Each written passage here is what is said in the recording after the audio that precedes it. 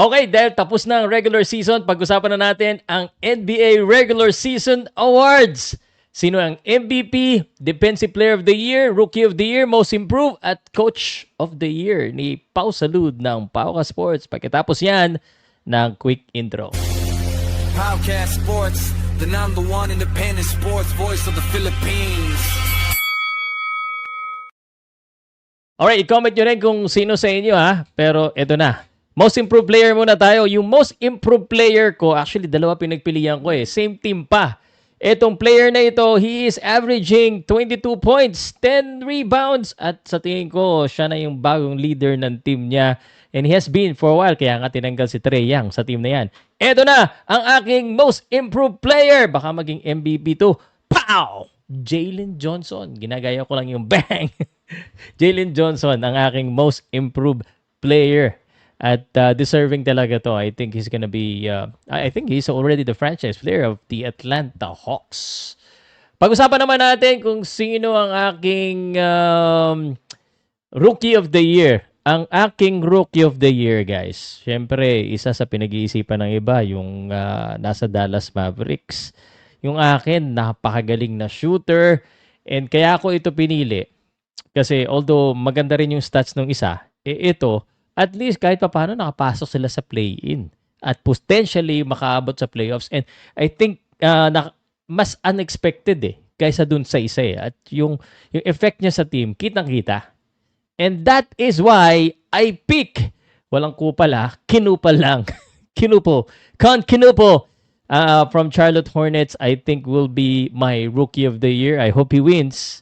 Alright, so bang! Nakalimutan ko na naman yung bang, yung pow! Okay, and ang akin namang Coach of the Year. Coach of the Year, San Antonio Spurs have done a great job. I think he's one of the coach of San Antonio Spurs. Si Mitch ngayon, is one of the candidate, pero ito sa tingin ko. Everyone was ousting the team. Everyone was thinking, nako, this is a gap year. Parang hindi maganda tong year na to para sa team na to. Pero, bang! This guy made it happen. 37 years old then. I feel so old. Joe Mazzulla, napaangat niya ang Boston Celtics with majority of the season without Jason Tatum. Kaya napilitan na rin maglaro si Jason Tatum no? Na sana naman fully healed siya. But Joe Mazzulla did it without Jason Tatum from second. So medyo unexpected, and that's why I think he deserves to be the Coach of the Year. All right. What else? So, nabigay ko na sa inyo yung Most Improved, Rookie of the Year, Coach of the Year, Most Improved, Defensive Player of the Year. Defensive Player. Ang aking Defensive Player of the Year, dapat last year nakuha niya na to. Grabe yung blocks, grabe lahat. Walang iba kundi si Bang! Pow! Si Wembanyama. Wembanyama, deservingly so. Ganda na rin. Durable na rin siya this season. So, he is for me the best defensive player. At syempre, ang pinaka-importante sa lahat, sino MVP? Nikola, SGA, or Victor Wembanyama?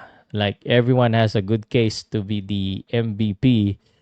Pero para sa akin, ang pinili ko for this season, yung medyo unexpected, yung medyo I think talagang siya ang dahilan. Although lahat naman sila ang dahilan. OKC, number 1, good. Denver Nuggets, iba yung stats na binibigay. If you're looking at the stats, you're gonna give it to Nikola Jokic. But I have a different opinion. And here's my MVP.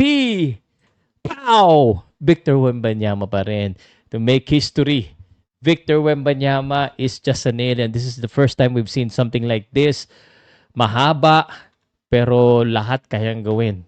And I think he will be the most valuable player this season. Do you agree? Sino sa tingin mo yung mga mananalo?